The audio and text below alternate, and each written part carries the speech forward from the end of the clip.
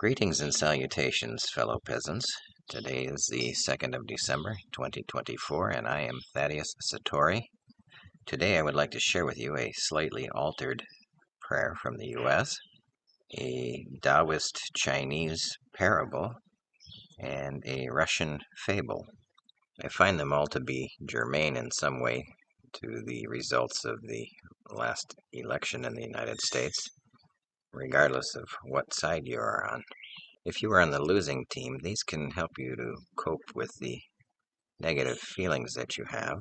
And if you are on the winning team, they can help to sort of temper your exuberance over your team winning. One of the reasons it has taken me so long, nearly a month, to speak about the election is that immediately upon learning the results, my amygdala, the part of the brain that regulates emotions, came online, and the prefrontal cortex that governs rational thought went offline. So basically, I found myself on the crazy train, and I had to wait until the amygdala went offline and the prefrontal cortex came back online. And that took a process, and these three stories that I'm about to tell helped me put things into perspective and get back on the right track. The first thing I'd like to share is the Serenity Prayer. I've changed it just a wee bit, not the meaning of it though. The original begins with, "God grant me the serenity," because I don't believe we should be looking for external solutions to internal problems. I've changed the beginning to, "I will strive to maintain." Now, the reason I phrase it like this is because I am not always successful. I have the same knee-jerk reactions that everyone else does, and although I'm less susceptible to getting on the crazy train after years of practice, I do find situations where I find myself on the crazy train. So here goes my version of the Serenity Prayer. I will strive to maintain the serenity to accept the things I cannot change, the courage to change the things I can, and the wisdom to know the difference. As we try to navigate the obstacles in life, I believe that the first step is to determine whether or not you have any control over a situation that you find yourself in. If you are in a situation where you realize you have zero control over the matter, you must learn to accept it. In some circumstances, I suppose you could walk away from it. In others, you don't have that option, so you have no choice but to accept it. And I believe the bit about courage and wisdom are self-explanatory. The second thing I'd like to share is the Taoist parable. It cautions against drawing conclusions over whether something is good or bad, because we don't know how things are going to play out. And the parable goes like this. There was a Chinese farmer, and he had one horse, and one night when he was putting the horse away, he neglected to close the gate properly. The next morning he gets up and he finds that the horse is gone. His neighbors hear about his supposed misfortunes, and they come over to his house to express their condolences.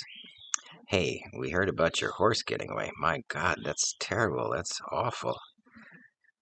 And the farmer shrugs his shoulders and he says, "Yeah, maybe."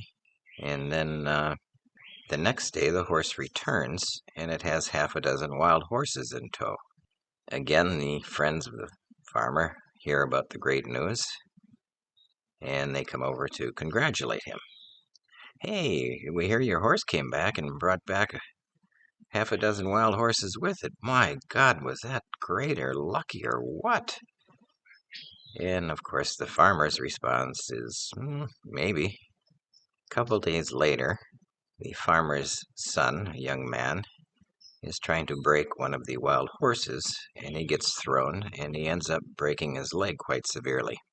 Again, the farmer's neighbors and friends hear about it, and they come over to share their condolences. Hey, we heard about your kid falling off the horse and breaking his leg. My God, that's awful. That's terrible, isn't it? Oh, boy. And again, the farmer shrugs his shoulders. He says, well, maybe. A few days later, the army comes riding through the village to round up all the young boys to go off and die in a war.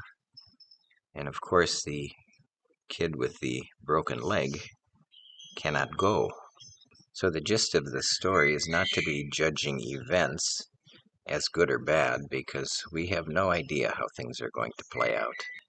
The third and final short story is a Russian fable about the scorpion and the frog. Maybe some of you have heard of it. One day, the scorpion decides he needs to get across this river, and he sees a frog sitting there. So he asks the frog, hey, you know I can't swim. Would you mind giving me a lift across the river? And the frog replies, well, you're a scorpion. You're going to sting me. That would be foolish. And the scorpion says, oh, come on. He says, I'm not going to sting you, because if you give me a ride across the river and I sting you, we're going to both die. And, you've done me a good turn, so if we get to the other side, I'm not going to sting you because you've done me a good turn. So the frog finally agrees, and they start out across the river with the scorpion on the frog's back.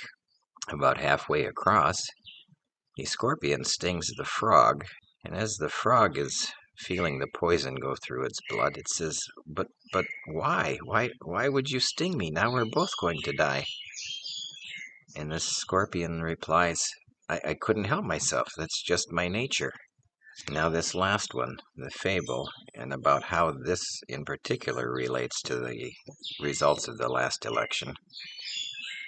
In my mind, the connection is, why would you put billionaires or rich people in charge of benefiting the peasants, the ordinary people?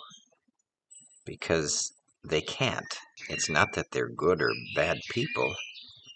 They simply can't, because they don't know how much it costs to go to the supermarket. They don't know how much it costs to wash clothes, or how much the electricity bill is. They cannot understand. So it seems very unwise to put these people in charge and expect them to go against their own nature. It doesn't make them bad. They are what they are. But you can't expect them to view the world from a different perspective. And so I guess that's all I have to say about it. I hope this either helps you cope or it helps you temper your exuberance, because we do not know how the future is going to play out. It will play out the way it plays out. That's all I've got to say for now. Thanks for listening. Hope this helps somebody.